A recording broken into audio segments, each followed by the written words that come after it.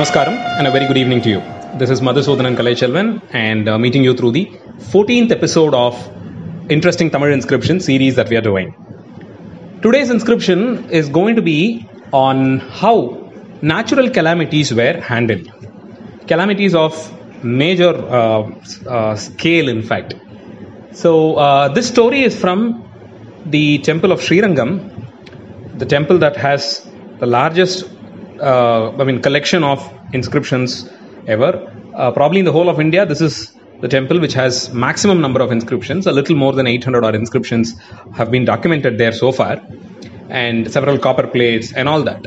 And as I always say, it's if there is any blank space somewhere in the timeline of the history of Tamil Nadu, a quick reference to the socio-political, cultural and religious history of Srirangam temple will help us, in good probability will help us fill the blank. That's how special, important and happening the temple of Srirangam has always been. So the temple of Srirangam today has the oldest inscription in Srirangam temple today is from the times of first Aditya Chola, and from then on we do have inscriptions. In that line, in the later Chola phase, there are several inscriptions of Kulothunga the first. Close to 85 odd inscriptions of Kulothunga first period alone has been documented in the temple. That's almost 1/8 of the inscriptions available collectively in the temple. So there is something very specific that is seen in many of these inscriptions.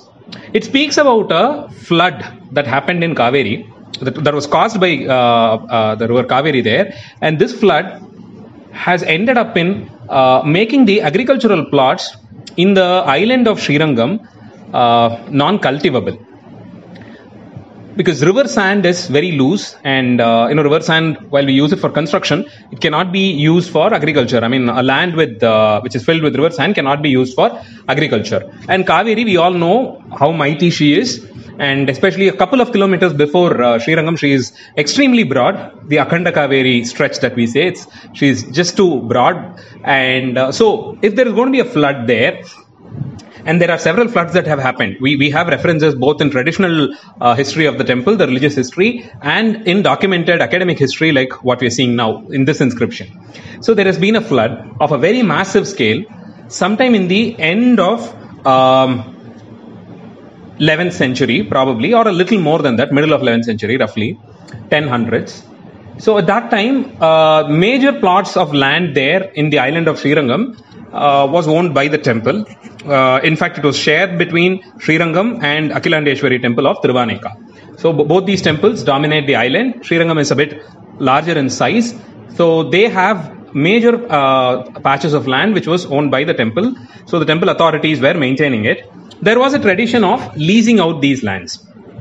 But unfortunately, this flood kind of was too massive probably, and it has spoiled the agricultural fields there by depositing a lot of river sand. And once the flood kind of recedes, the complete topography is disturbed, and there is a lot of sand deposit that had happened, and major chunks of agricultural plots couldn't be used. So that is the time when Kulothunga the first comes in. So probably this should have happened a couple of decades before he coming to power. So he comes to throne in 1070 Common Era, and so this should have happened a few decades before that, causing a major change in the topography of the island. So when Kulothunga comes in, and the scale of the temple demands a lot of people employed with the temple, and which means you need a lot of, there should be a lot of agricultural produce to pay them, because most of the inscriptions up until even the 16th, 17th century speaks about remuneration done through measured quantity of paddy to the employees of the temple. That starts from the priest all the way up to the service professionals. They were all paid through paddy. So the need for agricultural activity in the temple-owned lands was immense. So with no choice in hand, Kulothunga comes up with a beautiful plan. So he demarcates the agricultural lands into smaller chunks and comes forward with a plan which is thrown open to the public. So it's again another method of leasing, but he says this lease can go up to a good 100 years And in these 100 years, for the first, anywhere between the first 5 to 10 years, the land that is leased out is non-taxable also. So he makes it taxless for the people who the leasees. So the land that is given, but they have a condition. They say, now that the land is, it cannot be used for agriculture, it's not good enough to use for agriculture, a lot of labor should go into it to mend it. Probably there are indigenous ways to plow it and quarry it, or remove the soil from there, the river deposit from there, and and then making it again ready, probably opening it up till the level where the alluvial soil is there, and getting it prepared for plowing once again. So he says, I'll give it on a 100-year lease, and for the first 10 years you don't need to pay any tax. If you are smart enough to get the land ready, even within the next couple of years, say 3 or 5 years, you can continue with your agriculture. You needn't pay any tax. But a certain portion of your agricultural produce should be deposited in the temple, and remaining part can be taken over by you. But to the best of my knowledge, this is one of those early inscriptions which speaks about a lease which goes on for 100 years. Now, we all know about the lease facility that we have today. Several temple lands have been leased out and all that. But here, this is a good 1,000 years back, wherein the 100-year lease scheme was brought in, because the temple, because the island faced a natural calamity, a flood, a very massive flood, in fact. But there are no inscriptions of similar lines seen in other temples where they have given for a 100-year lease and ordered individuals to come, take up the lease and mend the land once again. So it should have probably taken a couple of decades at least to get the land back to its rich state, wherein paddy cultivation can happen and there can be good profitable produce brought out of it. So he gives out for a 100-year lease. This aside, and then this is one part of it where they have permitted agricultural activities to happen, and he demarcates another set of patches of land and suggests that they be taken over for lease again for 50 years. But there cannot be agricultural activities there. You cannot plow the field but you will have to go in for maintaining gardens. So scholars are of the opinion probably this part of it, the deposit is good enough to hold flowering plants and trees. And so one part of it goes for agriculture and another part of it goes for maintaining gardens. There again, the creativity part comes in. These gardens are all identified by their unique names.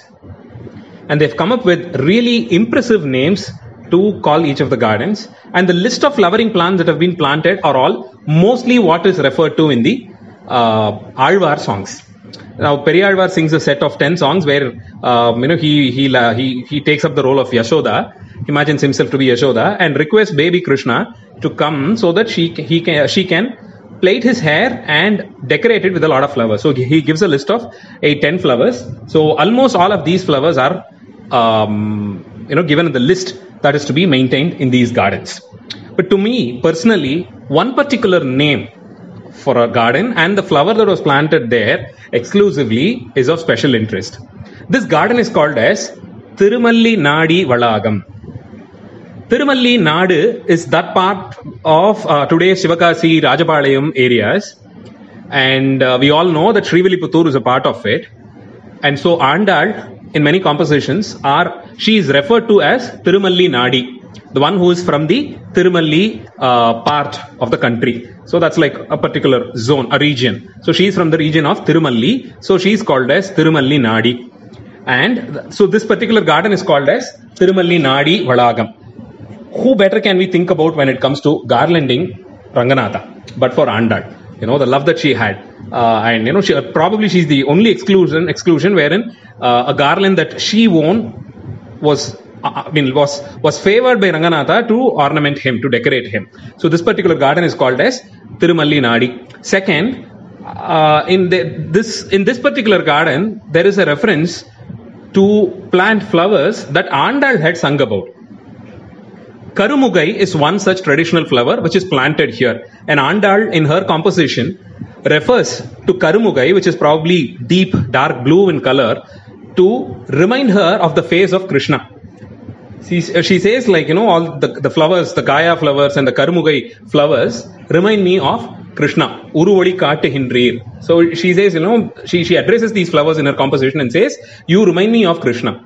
Now look at the amount of thought process that had gone into developing a garden, choosing a name that is very apt to it, calling it by the name of endowed, and more interestingly, growing plants there that which reminded endowed of Krishna. Now, every time a garland made from this garden, a garland of Karumugai flowers, when it is offered to Ranganatha, I'm sure he would be thinking about, he should be thanking the person who has endowed this, had the thought to plant these particular flowers and call it by that name. It's as much as endowed herself garlanding Krishna, plucking the flowers from the garland and making the garland from the garden, making the garland and giving it to Krishna. So this is the amount of thought process that had gone into temple administration also. I really wish there are temple administrators today who have these kind of extended love and the kind of thought that goes into administering. A simple name, they could have just called it by numbers. They could have called it garden number 3 or garden number 8. But look at the creative component there and the love that they had and the detailing that had gone into it. Now this makes the devotion and the love for Ranganatha and all other gods that these kings who administered these temples had. So that's for today. Tomorrow's inscription will be equally interesting, and I'll meet you tomorrow again. Thank you.